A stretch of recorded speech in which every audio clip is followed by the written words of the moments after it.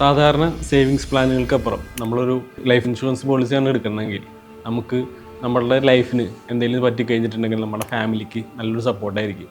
അതേപോലെ തന്നെ നമുക്ക് എന്തെങ്കിലും ക്രിട്ടിക്കലായിട്ട് ഇൽനെസ് വന്നു കഴിഞ്ഞിട്ടുണ്ടെങ്കിൽ ആ ഫണ്ട് നമുക്കൊരു വലിയൊരു കൈത്താങ്ങായിരിക്കും. ഇൻഷുറൻസ് എന്ന് പറയുമ്പോൾ നമുക്ക് പലരും വിചാരിക്കുന്നത് നമുക്കൊരു പ്രൊട്ടക്ഷൻ, നമുക്കൊരു ലൈഫിനൊരു പ്രൊട്ടക്ഷൻ എന്ന് മാത്രമാണ് വിചാരിക്കുന്നത്. ലംസം ഒരു വർഷങ്ങൾ കഴിയുമ്പോൾ നമുക്കതിനൊരു അത്യാവശ്യം നല്ലൊരു എമൗണ്ട് നമുക്ക് റിട്ടേൺ ആയിട്ട് കിട്ടും.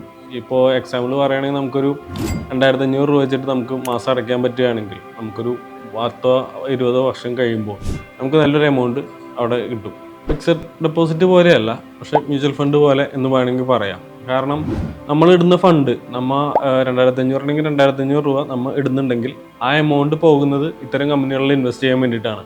ആ ഇൻവെസ്റ്റ് ചെയ്യുന്നതിൻ്റെ റിട്ടേണും കൂടി ആയിരിക്കും നിങ്ങൾക്ക് ആ റിട്ടയർമെൻറ്റ് ലൈഫിൽ എൻജോയ് ചെയ്യാൻ വേണ്ടി നമുക്ക് കിട്ടുന്നത്.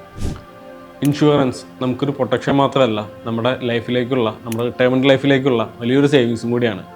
നിങ്ങൾക്ക് എത്രയും പെട്ടെന്ന് തുടങ്ങുന്നോ അത്രയും നല്ലത്. This is യദുഹ.